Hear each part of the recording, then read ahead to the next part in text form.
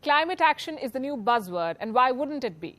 One world is all we have, and our world is at risk. Countries, corporates and citizens claim to be doing all they can to save the planet from climate change. Green energy is being floated as one of the top solutions. We are replacing coal with hydropower, fossil fuels with solar energy, petrol and diesel cars with electric vehicles. EVs are being pitched as cleaner, greener and sustainable. But are they? What's clean for the environment may not really be clean. Hidden beneath the shiny exteriors of an EV is a story of blood batteries. These cars drive human rights violations, extreme poverty and child labor. Hello and welcome to Gravitas Plus. I'm Palki Sharma Upadhyay. An electric car runs on battery, you know that. But do you know what these batteries are made of? Rare metals like lithium and cobalt. Cobalt gives the battery stability and allows it to operate safely. It's a bluish-grey coloured metal. It is found in the Earth's crust, or what we call crustal rocks. Cobalt has several uses, like in jet turbine generators, tool materials, pigments and smartphone batteries. But its major use is in lithium-ion batteries. Half of the cobalt produced goes into electric cars. We're talking about 4 to 30 kilos of cobalt per battery. This metal is found all over the world, like in Australia, Canada, China, Cuba, South Africa, the United States, the Philippines. But 70% of the total supply comes from one country, Congo, the Democratic Republic of Congo. Let's zoom into this country. DR Congo is the second largest country in Africa. Its GDP is around $49 billion. Congo is synonymous with conflict, poverty and corruption. Beneath the country's red earth is the world's largest deposit of cobalt. 92 million people live here. Some 2 million depend on cobalt production. They are called negociants. Cobalt mining in Congo is divided into two categories: industrial or large-scale mining and artisanal or small-scale mining. What's the difference between the two? Artisanal mines are unregulated. Labor laws do not apply here. Neither do safety protocols. These mines produce 20 to 30% of Congo's cobalt. Some 200,000 miners work in these mines. At least 40,000 of them are children, some as young as 6. These children flirt with death daily. They enter vertical tunnels. Most of them are too narrow for adults to enter. Inside, it's like a furnace. The children dig for cobalt under inhuman conditions. Sometimes they have shovels, but mostly they dig with their bare hands. They have no masks, no gloves, no work clothes, and sometimes just 20 minutes worth of oxygen. But these young children go on for hours. After digging, they crush the rocks. They wash them and carry their finds to the market to find a buyer. How much do these children make? Sometimes as little as $1. Cobalt is a multi-billion-dollar industry. It is estimated to be worth $13.63 billion by 2027. But this money never reaches the child who is spotting and extracting the metal. In poverty-stricken Congo, even $1 is worth risking one's life. Many die trying to make this money. ABC recently profiled a woman who lost her son to a mine-related accident. The boy was 13 years old. He told his mother he was going to the market to buy coal for her so that she could cook. Instead, the boy went to a cobalt mine to try and earn an extra buck for the house. The mine embankment collapsed. The 13-year-old never returned home. Between 2014 and 2015, at least 80 artisanal miners died in Congo. In 2019, an accident killed 43 miners. According to one estimate, 2,000 illegal miners die in Congo every year. Many suffer permanent lung damage, skin infection, and life-changing injuries.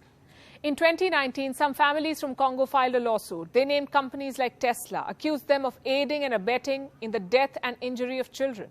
The lawsuit spoke about a child. He was referred to as John Doe 1. John was working as a human mule since the age of 9. He would carry bags after bags of cobalt just for $0.75 a day. One day, John fell into a tunnel. Fellow workers dragged him out of it, but they left John alone on the ground. When the child's parents found out about the accident, they rushed to the mining site. It was too late. John was paralyzed. Doctors say he will never be able to walk again. Why do children work in these high-risk mines? Because of poverty and the hope to get out of it. Families in Congo are betting big on cobalt. It's like their crypto, their chance to make it big. The metal's demand has tripled in the last decade. It is expected to double again by 2035. The demand is being driven by electric vehicles. Today, there are more than 6.5 million EVs on the road. By 2040, that number will touch 66 million. So that's 66 million multiplied by 30 kilos of cobalt. Do the math. By 2050, the demand for cobalt production is expected to increase 585%. There's a 90% chance your phone is 5%. Congo's families want to ride this wave and tide over poverty. Sending their children to the mines is not a choice for them, but necessity. These children end up working as artisanal miners or informal workers. They're not employed by any company, but several companies line up to buy their finds. You see, it is cheaper to buy cobalt from a child than a regulated mine. And who understands business better than China? Most of these companies dealing in blood batteries are from China. It dominates the global supply chain of cobalt. China owns up to 50% of the metal's production. It controls around 80% of cobalt's refining.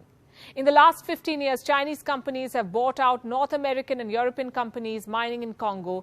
Today, Chinese firms own 15 out of the 19 industrial mines in this country.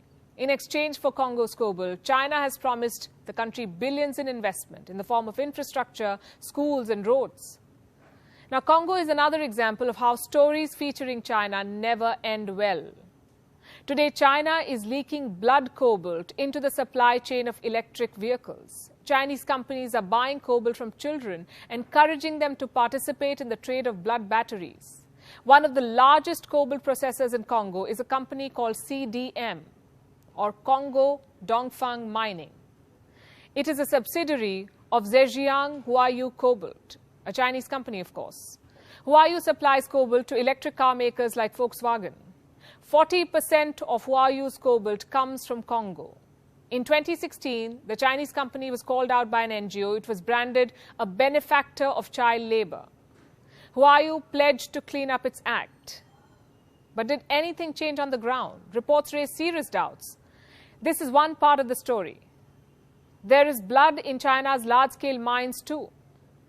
There, workers are abused, discriminated, beaten and made to work without contracts and sufficient ration. One worker told the media, and I'm quoting, "If a worker dies, the Chinese don't report it to the government. They bury the person, hiding the corpse, and bribe the family to keep quiet." That's your electric car killing people even before it hits the road. Did you sign up for this? The world's biggest car makers are complicit in these crimes. I'm talking about the likes of Tesla, Volvo, Renault, Mercedes-Benz, Volkswagen. They all source cobalt from Chinese mines in Congo. Sure, they claim to have a zero-tolerance policy when it comes to child labor, but they too know that there is no way to fully map their supply chains. Back in Congo, President Felix Tshisekedi has pledged to act. In 2019, he established a state-run company to focus on health and human rights. But that hardly helps when Congolese officials are accused of overseeing child labor. In 2020, Tesla announced it would start using cobalt-free lithium-ion batteries in its electric vehicles, but the company followed up the announcement with a deal with Glencore. It's a cobalt mining company, and this deal was for 6,000 tons of cobalt a year. 6,000 tons a year. Doesn't add up, does it? Much like the claim of electric cars being clean, these cars run on dirty energy, on blood batteries. And this is not climate solution. This is human rights abuse. And the two cannot coexist. Climate solution is not supposed to be at the expense of human lives. Long story short, electric vehicles have miles to go before they can claim to be clean.